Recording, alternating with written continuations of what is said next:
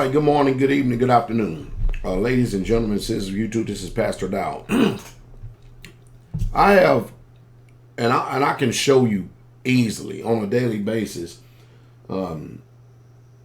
many different questions that are posed to me. And of course, there are deep concerns on both sides of the fence. When I say both sides of the fence, I'm just going to use, and I'm not painting a broad brush here, but I'm just going to use terms that the majority of the people familiar with, because I do not want to overspeak or speak over the minds of people. You know, I'm not the type of person to where I want to get out here and start throwing out all of these alphabet types of words and then lose the audience. As a matter of fact, what I try to do is, no matter what setting I'm in, even here, including on YouTube, I try to make sure that I speak in such a way that anybody could pretty much comprehend, understand, and pick up what I'm saying. Excuse me. I have no riddles, and I have no terms that I'm trying to put forth. I'm not trying to hide anything. But I'm here, and of course, you know, I get a lot of questions on polygamy, polygyny,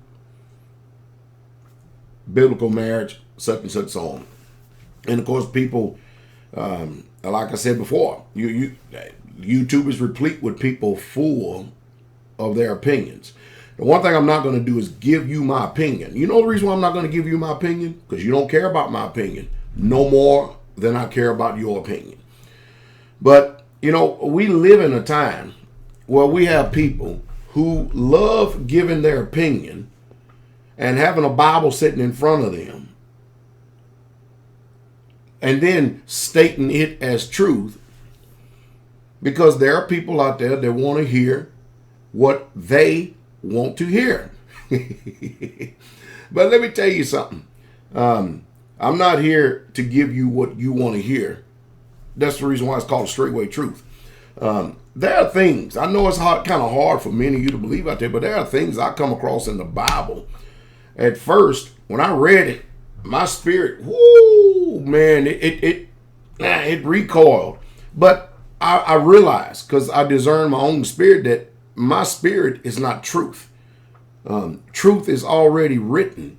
The truth is the truth, and it's not up to me to whether I'm in a position to judge the truth and to determine what that truth is going to be. No, my job is to conform to the image of the truth. And since I believe that the Bible is the truth, I'll go forth with it.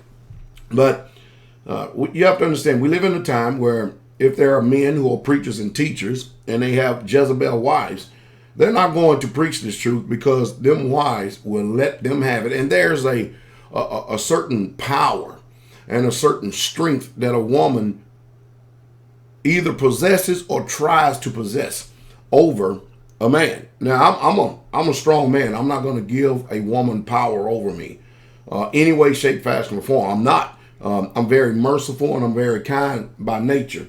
And of course, the proof is in the pudding. After all, I've been married to Sister Carol for over 30 years. And we have a very wonderful marriage, a relationship. And people would be wise, especially women. You'd be wise to listen to what she has to say. And Sister Carol is not oppressed. She's not depressed. She's not dominated or any of those things. She's just a beautiful woman. Period. That's my personal opinion about my wife. You can have your opinion all you want, but the truth is totally irrelevant, isn't it? Because you're not married to her and you won't be married to her. But anyway, we live in a time where people, this is the hypocrisy. Over here, we want to say that we know the truth and we do the truth, and we're critical at putting forth the finger to people who are not embracing the truth that we embrace. For instance, in the financial markets, we all know that the fiat currency, Federal Reserve notes, is a fraud. We know it's legalized extortion. We know that. And we have illegal entities set up that have the guns and the badges to make sure that this extortion is complete. Isn't that true? Yet and still we participate in it because we have no power to resist tyranny. You know, absolute power corrupts, and absolute power corrupts absolutely. That's just what we live in. That's just it. But those of us who know the truth, for instance, while we're functioning over here and not breaking their laws, we can still keep the law of Yah. What do you mean keep the law? For instance, if you really truly know what real true wealth is, i.e. gold and silver, kasef, commodities, things physical, tangible. If you can start storing that, you can actually obey the law and not transgress man's law, because Yah's law is superior to man's. But at the same time, we have people who say that they love the truth and know the truth and know the truth, but then they will turn around and participate in something that is totally pagan and not even worthy of the attention of anyone who lives the truth. For instance, they'll celebrate Christmas. They'll attend church on Sunday and make excuses for it. They begin to rationalize for the truth. Or they'll celebrate Easter. And how is it that they can understand truth over here in this area, but over here in this area they neglect it and they can't understand it, they can't comprehend it, and they can't do it? What is it? What power is that keeps people from walking in the truth? You see, the law is moral. And if you just say the things that are right, you have to understand that. Listen, we live in a monogamous society. So if you bring up the subject polygamy, automatically you're going to get backlash. Automatically you're going to get kicked. Just like if you bring up the subject Sabbath, automatically you're going to get backlash and get kicked. Why? Because of the way that the people's mind have been trained and conformed. And you have to understand that while people may be able to embrace the truth, that doesn't mean in function that they still believe it or they live after it. Because I'll give an example. All right. Okay. You can sit up there and say that you know that the Sabbath is commonly called what they call Saturday today, keeping it easy. But yet and still not do it, not believe it. You can even may attend church maybe once every 2 or 3 months on Sabbath, but still, if you don't do it, you don't believe it. And you could sit there and use other things could easily come up in front of Yah's law. For instance, my child has a ball game, so you're going to go to the ball game. And in other words, you do not esteem Yah's laws. See how deceptive people are in practice? That's just the way it is. So, with me, I'm a man of truth. I am not the truth. I support the truth. I don't care what that truth is. Truth is a pill that is hard to swallow. But yet and still, it's something that needs to be taken on a daily basis. The Most High Yah did not consult with me. He did not consult with you concerning his truth. He only told me to represent his truth, to proclaim his truth and tell his truth, regardless of opinion. So if you start talking about the subject of polygyny in this society right here, you are automatically going to be condemned. Why? Because of the way that the minds have been shaped in this Western perspective and point of view. Do y'all understand? Do y'all understand? I'll tell you what. I'll be right back here in just a second, all right? Give me 1 second, all right? Okay, I'm back. All right, let me pick up where I left off. Truth is a spirit. And if you're going to embrace the truth, no matter what that truth is, that is because in that area, you have the spirit of truth. Now, what if it is the truth, but yet your spirit resists that truth? You have an option sitting in front of you. You can either choose to die out to your personal opinion, because you have to understand there are things that we're easily swayed by because our own book of the law does not line up with the book of the law. And so if we so strongly believe a certain topic or a certain subject, we are going to resist the truth no matter what. continually until if we ever decide to accept that truth for ourselves. Up until then, we're going to promote deception, promote lies, and be in it. So we do not have a shortage of people. Literally, we don't have a shortage of people who are resisting the truth and putting forth their own truths as the truth and bringing about confusion amongst the masses. And that's what's going on. Again, I talk with people who are living in polygyny, and they have troubles and they have problems. They have successes just like a monolygamous marriage. But the one thing I am learning is that they have a greater sense of what family really is all about as opposed to monolygamous. And one of the troubles that I am hearing from men is that, women who are entering into polygamy or polygyny, they get it, they understand it, but they keep a monolygamous mindset, which is pretty selfish, and because that's just simply not going to work. As a matter of fact, I know one man that literally had to put away a wife because she refused to actually get with his program. Now, of course, living in a Western matriarchal society, you women going to get offended over stuff like that. I mean, literally, you're going to get offended over me talking like that because it doesn't line up with your book of the law. But after all, we're not functioning after your book of the law, are we? So, I'll get some questions sent to me of what about Deuteronomy 17:17, Pastor Dow? What about Deuteronomy 17:70 where it says that a man shouldn't multiply wives? Well, let me get my little trusty Bible right here and read this. All right. And let's see what it's all about. Let's go ahead and answer Deuteronomy 17:17. All right. It says, neither shall he multiply wives to himself, that his heart turn not away, neither shall he greatly multiply to himself silver and gold. All right. Well, hey, that sounds like a solid line for monolygamy, for Western American society, doesn't it? Sound like a solid line. Now, before I answer that, let me go into this. Both sides, like I started this video, black and white, they have literal concerns, especially concerning the social genocide that is taking place. The whites in this country are very concerned. Not the everyday people, not the middle class, but the people who actually run the country are very concerned about their population, their people, being literally wiped out until extinction.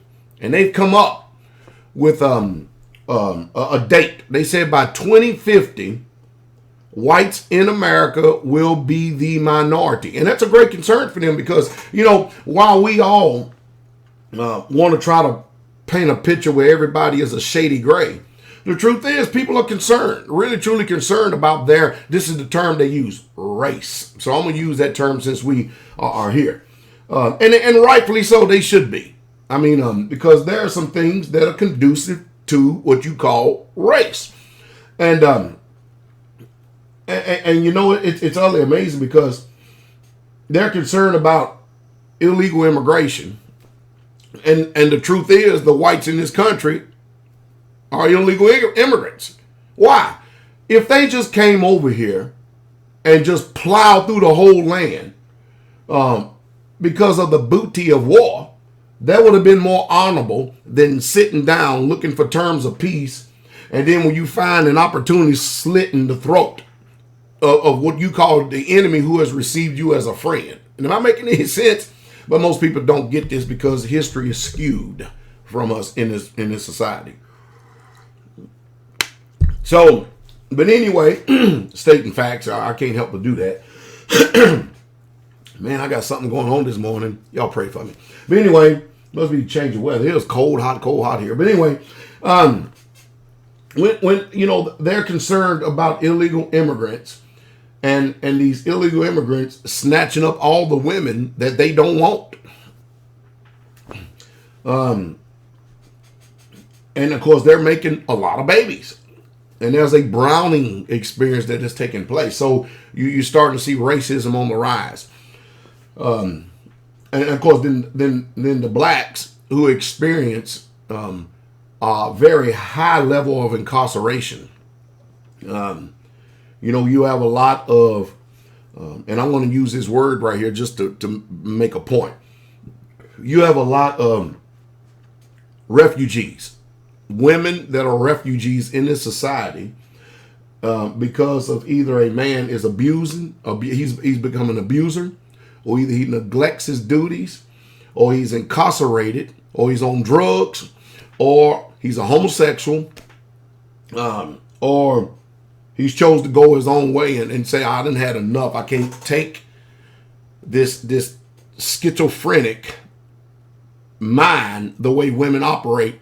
I'm choosing to be like Paul, and that's his choice. That's his prerogative too. He can do that. And so we're watching a lot of women and children literally that will never ever ever have a family, or literally never ever be joined to a family, because if they are joined to a family, they may agree at the beginning, but they'll do everything they can in their own mind to try to conform and change that family to suit them in order for them to be happy. And if there's a man there, it ain't going to happen. It's just simply, it's not going to happen. But when you look at this country right here and how we try to define righteousness, when I went away for a second, I thought I would actually get the scriptures right here and put them up in front of you for those of us who believe the Bible, and let it do the talking for us. All right, that's what I thought I'd do. All right. Over in Isaiah 5:20 says, woe unto them that call evil good and good evil, that put darkness for light and light for darkness, that put bitter for sweet and sweet for bitter. All right. So, what does that mean? Woe unto them. Woe unto them that do such things. Well, watch this. We live in a society to where there was like 32 something states that already had said, this is secular government, that already had said that homosexuality was a lawful lifestyle. Now, mind you, this is the same country that in their court system, they swear on Bibles. They have Bibles present at their marriage ceremonies. Are y'all listening to this? Are you getting this now, right? And they have Bibles in the churches and everywhere, all over the places, Bibles everywhere. And they say that they have on their money, "In God we trust." It's all over the place, but yet and still, painfully, if you can open up your eyes and see, you're beginning to see who this God is that America trusts. And it is not the God that you thought in your own mind. No, it's the God of government. All right. Because the Supreme Court made a clean sweep.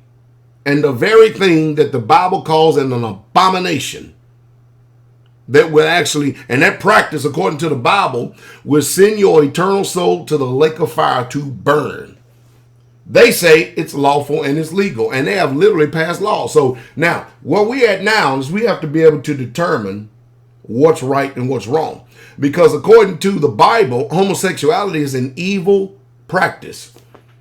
And polygyny is a good practice, a lawful practice that has been regulated by the Most High himself, his custodian Moshe. And then the Most High even gave you his sentiments when he told King David that if you would have wanted more, I would have given them to you. Now go check that out now. Now, again, if you disagree with this truth, you're not fighting against me like you think you are. You're fighting against the Most High. It's his truth. We're just here to proclaim it. When I'm not here to give you my personal opinion. But that is what you're receiving when you choose to go out here and eat off other tables and listen to a lot of ministries. Because they're going to preach to you from their feelings. They're going to preach to you from their emotions. And they're going to preach to you from their own book of the law. They're going to twist. They're going to warp. They're going to wrestle. And they're going to distort the scriptures and do it to their own destruction.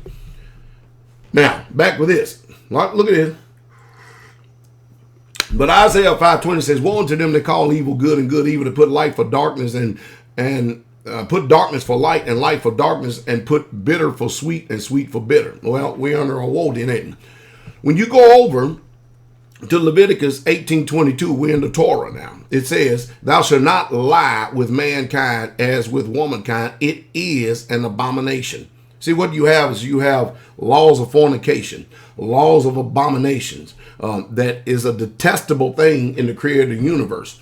And while the United States of America says that it is a lawful practice to commit sodomy, the Bible says that it is, and also lesbianism, the Bible says it is an abomination. The reason why it's talking about mankind, because man sets the precedence.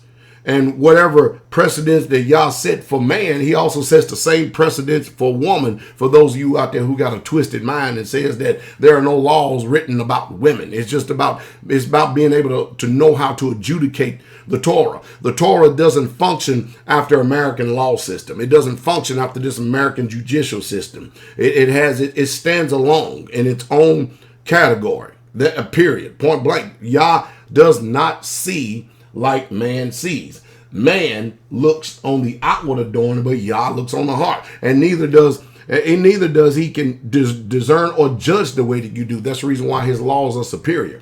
So, United States of America says that it's lawful to commit sodomy or homosexuality or lesbianism or bisexual or transgender. They approve of all of this, right? But the Bible disapproves of it. And then you go into these things that are called, these institutions that are called churches, and what do you see? You have discernment. You got eyes to see. You see homosexuals in the choir director, on the piano, on the music, on the organ. I mean, they're and all over the place. And you're starting to watch the effeminization of American society. And I can't blame people for not wanting to go to church. They're voting with their feet. But God says, Yah says it's an abomination, but America says it's lawful. But then America says it's an abomination for a man or a woman to be involved in what they commonly call polygamy. But God says, Yah says it's lawful. It's right. And that's the problem that we're having today. That is the problem that we're having today. We got total confusion because religion wants to try to tell God what to do. But those who are of the truth and support the truth, they're just going to do what he says, period. Because there's not one condemnation in the Bible.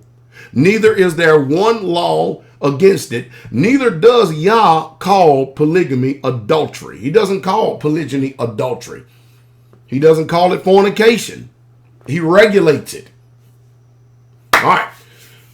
Back to the original question, which is Deuteronomy 17:17. For those of you of the Hebraic mindset in Davarim, it says, neither shall he multiply wise to himself, that his heart turn not away, neither shall he greatly multiply to himself silver and gold. So everybody says, see, look, he should multiply. See, the problem that we have in here is that we do not read things in context. We don't. We cherry pick the scripture and we try to look for something that says whatever we want to believe. And then we use those scriptures to support it. You know, I've got a video that I've done, a teaching that I've done during scripture study called Eisegesis, Exegesis. And you probably need to go and check that out so you can understand the laws of interpretation and what people employ in order to try to interpret this holy and righteous law. And it's happening all the time. And you have no clue and no idea unless you understand the laws of interpretation. All right. But when we read Deuteronomy 17:17 in context, what this is regulations for kings right here. That's exactly what it is. And I took a few notes right here before I answer this question to make sure I got it just right. But what this is prohibitions. This is prohibitions against a king who wants to actually go out and try to make political alliances, which they were routinely done in this time set, in this time frame. And a lot of times these alliances were secured by marriages. All right. That's what it's all about. And it's also telling Israel, you are not to allow a foreigner to be a king over you. Now, how is it that when we come out of the lies of Christianity and all these other institutional religions and we're Israelites, why is it that it's okay? Or how is it that it's okay for America to have on its books that unless you are an American-born citizen, you cannot be the president of the United States of America? Other countries, Canada, all these other, France, England, a lot of these countries, if you were not born in that country, you are automatically excluded from being president.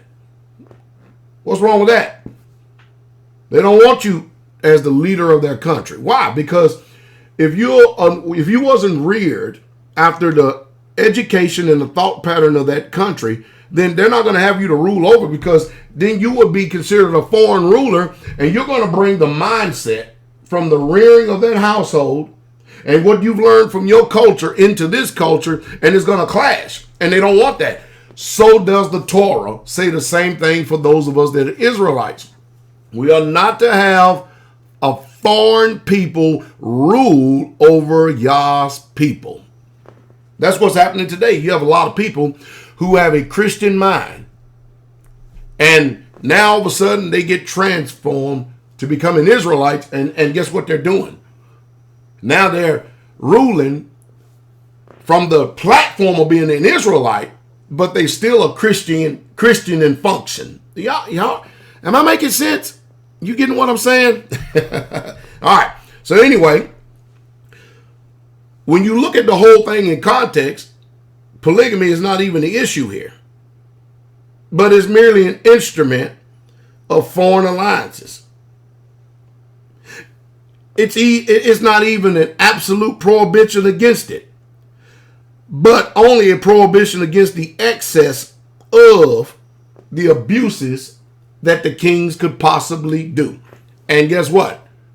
He wasn't talking about taking more than one wife or multiplying wives as a sin. But are we to assume to believe that a king could only have one horse or one piece of gold or one piece of silver if he's going to rule in the kingdom? If you're going to follow that line of thinking, because it does say that in Deuteronomy 17:17, neither shall he multiply to himself or wives to himself, that his heart turn other way. Why? Because we learned that from Solomon. Solomon multiplied wives, and his heart got turned away from the Most High.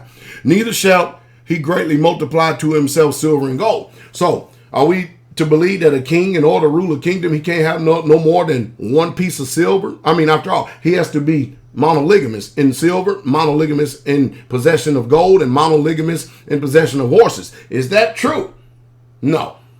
See, this is about making alliances with foreigners, and using that as the means of being able to solidify and seal those alliances, because it clearly says immediately after the commandments was given, you ain't gonna believe what took place. You know, when we go over and read Shemot 20, and then we head over into the 21st chapter after the commandments was given, Exodus 20. And then immediately we go over to the 21st chapter. All right. What we see is this. Exodus 21 verse 10. If he take him another wife. That means a wife in addition to the wife that he has. You know, kind of like Abraham, kind of like Jacob, kind of like Moses. Look what he says. Her food, her raiment, and her duty of marriage shall not be diminished. In other words, if a man takes on another wife, here's the law. You do not diminish the food of the first one, her clothing of the first one, or the conjugal rights of the first one. It shouldn't be diminished. Because you know what happens with people who have grown up in monolygamy. They get married to another woman, then they turn around and they put all their attention over here and they begin to neglect their duties over here with the first one. But it's amazing that immediately after the commandments was given on Mount Sinai, the law goes straight into regulating polygamy or polygyny. It's amazing, isn't it? See, the problem is the American mindset and being reared in this culture. Well, the only thing that's going to save the whites in this country for being so concerned about polygyny or polygamy or losing their race is they're going to have to enter into polygamy. And of course, many of the politicians are already practicing it anyway. Bill Clinton is a practicing polygamist. General Petraeus practicing polygamist, and many of your senators and politicians. It's just that they use things under a different name, mistresses, or America's practicing polygamy all over the place. It's just that if your mind uses a word, you don't call it that. But the truth is, if you got a girlfriend over here and a girlfriend over here and a girlfriend over there, you're practicing polygamy. If you're a woman and you got a boyfriend over here and a boyfriend over there, or you're practicing polyandry, which is a condemned practice according to the Bible. Because you, woman, don't have this equality regardless of what America says. Now, if you want to be an American pagan Christian, then go out there and do what you want to do. I'm talking to people who believe the law and want to support this law right here. You only designed for one man. That's it. Period. That's it. And that means one man at a time. That's it. And that doesn't mean you go over here this man, then this man. No. A covenant with one man. That's it. But how do you talk to this generation right here when there's so much confusion that goes on? Because people ultimately are going to believe what they want to believe and do what they want to do and then try to use the Bible. I watch ministries. They'll read a word from the New Testament. They'll look for that one word. And they'll do a word search, and they'll look for that word in the Torah or the Tanakh, and then they'll use that one word to support what they believe in what their doctrine is in the New Testament, and they wrest the scripture to their own destruction. It's amazing. And I can answer this stuff all day long. Literally, I can. But that doesn't mean that you are going to like what I have to say. Again, Elohim, God, he did not ask me for my opinion about anything. Just like he said to Job, where were you when I hung the earth on nothing? If you so smart and you so wise, all of you out there too, that includes you. I'm going to ask the same question that Yah asked of all of us. All right, he asked it of his prophet, but I'm going to ask all of us. If you're so smart and you so wise, tell me the way to fire, or the blast of the wind and where it originated from. If you can't tell God those simple things that are simple to him in his eyes, then how in the world you going to tell him what to do concerning his word? We have we posture ourselves. We have a certain arrogancy and an audacity about ourselves in this world today. YouTube is replete with people who have their own truths. It's got a whole bunch of religions out there. And because you are in a religion and you say Jesus, doesn't mean that the Most High sanctioned it or put his approval on it. It's just that's what you chose to believe. It doesn't make it so. So you have people who can come to the truth economically, but they cannot, for some reason, they're blinded to the truth concerning pagan holidays that are not in the book. And if there's one thing that Yah couldn't stand amongst his people was coexistence. He couldn't stand that stuff. He's a jealous God. He's not going to have no coexistence amongst anyone, anything. He ain't in competition among anyone. And that's the reason why that Jesus, when he came, said there's only going to be few. It's only going to be few that's going to enter into this kingdom. And I think that we would do well to try to understand it, because they're everyday people are going off into eternity. And you're going to find out that you're not going to be judged according to what you thought was in your mind. You're going to be judged, all of us, like it or not, according to the God of the Hebrews. But again, it's your prerogative, it's your life. You can live and pursue happiness, follow the laws of this land, Constitution, United States of America, and use that as your supreme document over the scriptures. But know this, you're not going to see George Washington sitting on the throne judging you based on how you kept this Constitution. And believe you me,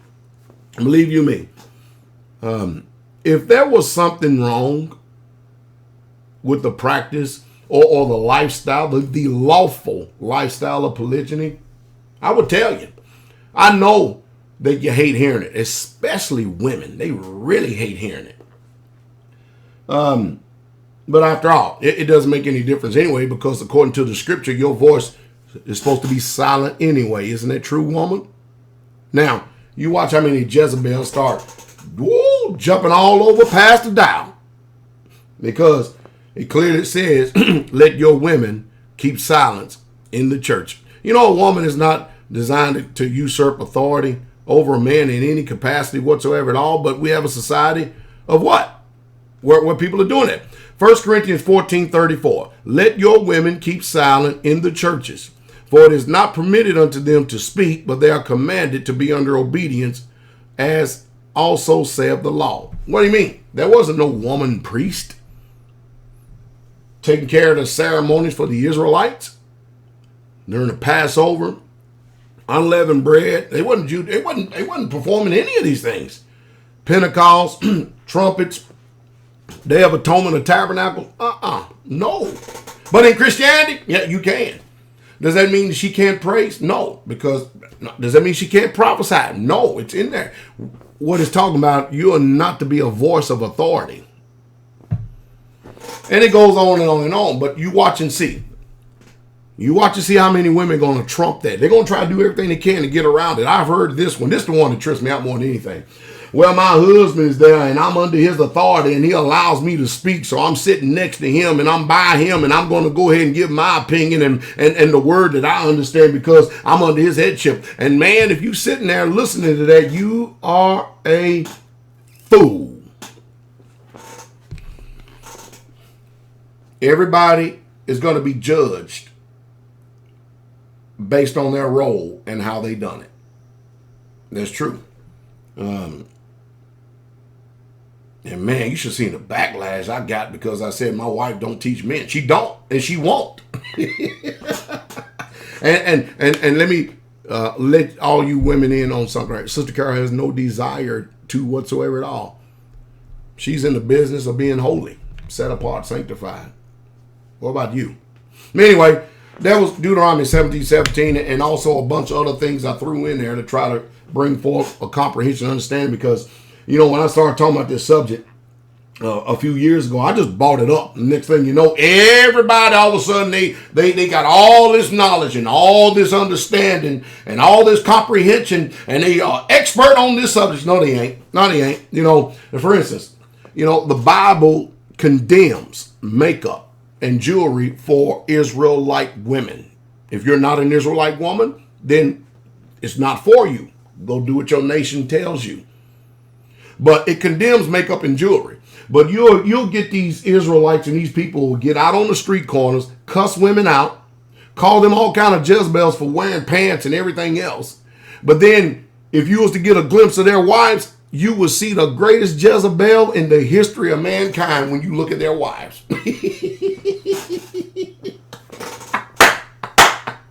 That's why it's important for not only for people to peer into your life, but you to look in other people's lives to see if they fit the bill. And since most of us not going to do that because we're going about to establish our own truth, our own righteousness, we cherry picked everything. I have offended a lot of people. And it ought not to be, because you should go and check out what I'm saying based on the word. You know, be like a Berean. Be more noble than these other people. Search the scriptures, not your opinion, not your theological platform of degrees. I have all kind of seminary graduates that I talk to them all the time. I have lawyers in the ministry. They get it. They got it, get it, and understand it. Anyway, that's amazing. The problem in the time that we living in, transformation is more than just saying and acknowledging I'm a sinner. It's about being transformed by the renewing of your mind and proving what is good and acceptable. And whether you like it or not, polygyny is acceptable. The problem that Israelites are going to run into is people who can accept the truth of the Bible but keep a monolygamous mindset. And that's going to literally almost be hell on earth.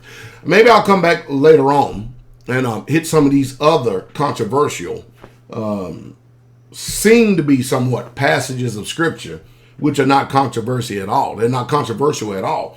It's just that it depends on what lenses that you are looking at things through, because most people don't want to see things through the lenses of truth.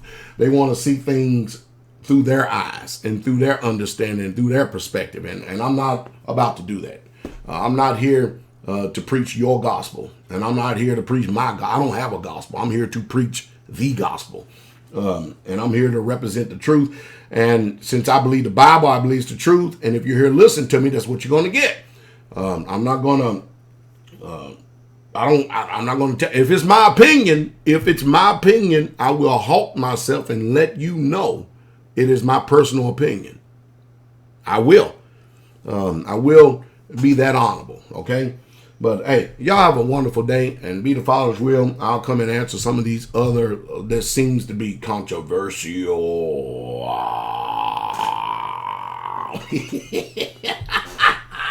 Passages that they ain't though. There's Pastor Tatum. See, look, got another pastor right there. Look, calling me right now. Let me go ahead and get the Pastor Tatum. Glory to the King. Shalom.